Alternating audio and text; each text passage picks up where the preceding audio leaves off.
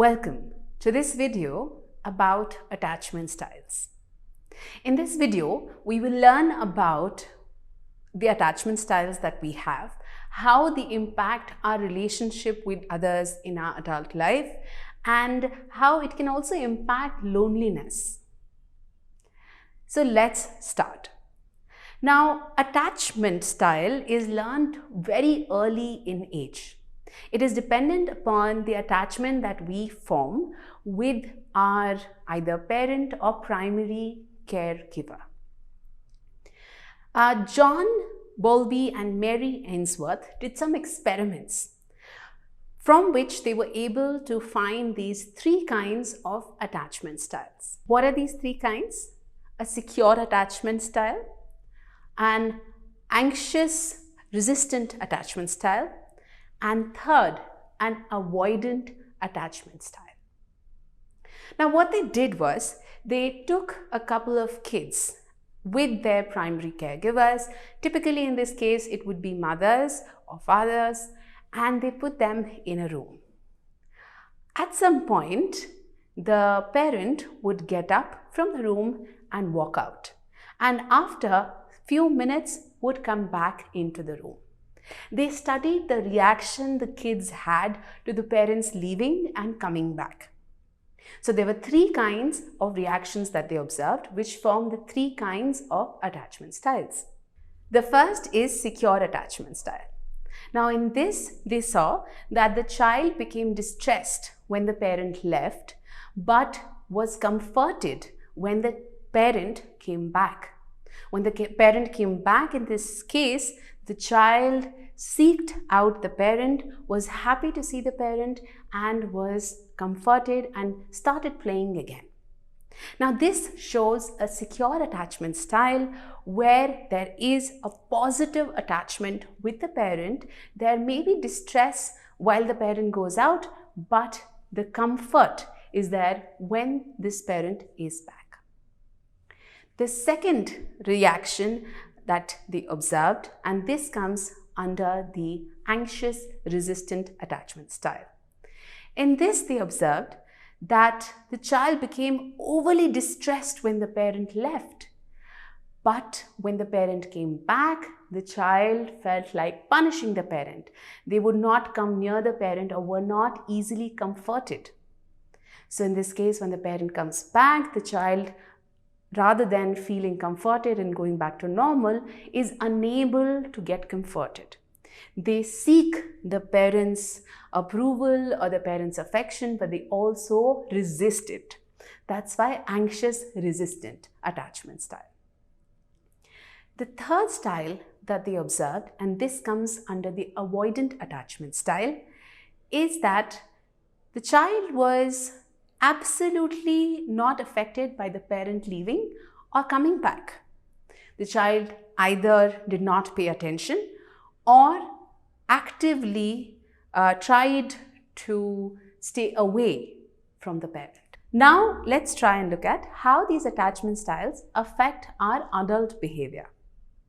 So we talked about three attachment styles, right? And each attachment style that we have will continue with us into our adult life, affect our relationships, whether they are relationships with friends or romantic relationships, professional relationships. We have, however, seen that the maximum impact of our attachment styles is on our romantic relationships or our family. Now, let's take the first one, the secure attachment style. People who have a secure attachment style will tend to be very comfortable with forming intimate relationships. They will be able to have positive expectations from others. They will be able to trust others. They, in general, have a very positive self-image as well, and they're able to be confident in their dealings with other people. Let's look at now the second attachment style, the anxious resistant attachment style. In this attachment style, in our adulthood, People will tend to be very skeptical of relationships. They will not find it easy to trust others. Even those people whom they are in close relationship with, they will tend to always fear abandonment. They will fear that this person will leave them. You'll often hear these people say things like, I feel like nobody loves me. I feel like nobody understands me. They're not giving me enough importance, enough attention. You'll also see these people having a very low self-esteem. People who have anxious resistant attachment style will tend to feel like they're not good enough. Something is wrong with them, and that's why people are leaving. Their need and dependence on others is so high that they will often even go into abusive relationships or go into relationships which are not good for them, just because they can't bear the feeling of being alone. They will have a high need of affection and appreciation from their partner constantly. And at the same time, they will feel constantly like this need is not being fulfilled. And this they tend to show in the resistance, in a way of fighting with the other person for attention, fighting with the other person to get more importance, get more love. You may also see a different kind of behavior, which is extreme clinginess.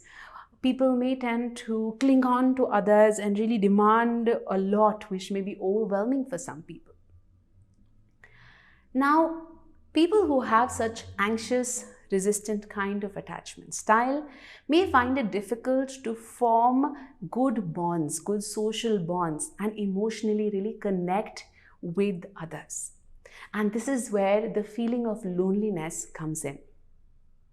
If you identify with this attachment style and you feel you have this attachment style, it can be changed. Once you recognize your attachment style, there are ways of changing yourself consciously in order to form more healthy, positive relationships. Now let's look at the third attachment style, avoidant attachment style. Such people usually tend to fear intimacy. They will actively try to avoid commitment. They will always have an exit strategy in their relationships. They find it very difficult to trust others, and they will find it very comfortable being with themselves. Remember, this attachment style, this third attachment style, is the one where the child ignores the parent or actively tries to stay away, is not affected by them. And so they continue this behavior in their adulthood as well, where they tend to avoid people, avoid relationships, and avoid intimacy at any cost. They tend to feel very claustrophobic, or they feel like, it's getting too much, I'm not getting space, or I'm feeling like it's overbearing or overwhelming to be in any form of relationship or any form of intimacy or closeness. Such people tend to be aloof, and this again can impede your ability to really form close social bonds, to form close connections, to form those emotional bonds with people. And thus, you can end up feeling really, really lonely if you have an avoidant attachment style. Again, attachment styles are changeable. So if you have an avoidant attachment style, the awareness of this can help you to bring about a change. And of course, you have to put in an effort to change how you behave and how you think, but it is possible. There is a fourth attachment style which was discovered later after John Bowlby and Mary Ainsworth's initial experiments. This attachment style is called as the disorganized attachment style. It combines the anxious resistant and the avoidant attachment styles and brings the worst of both within itself. People who have a disorganized attachment style will want that affection, will seek that affection and love and intimacy from people while actively pushing them away. So while they want that love, they also push them away, they try to avoid it as well. The reason is because they have learnt in their initial stages to fear the people from whom they seek this love and affection, this attachment. So these people will constantly feel extremely lonely because while they are seeking that attachment, they're seeking close bonds, they're not able to handle. So there is two sides within them, one seeking and one pushing those close relationships away. Again, all of these attachment styles can be changed, and over time we can learn to have a more secure attachment style.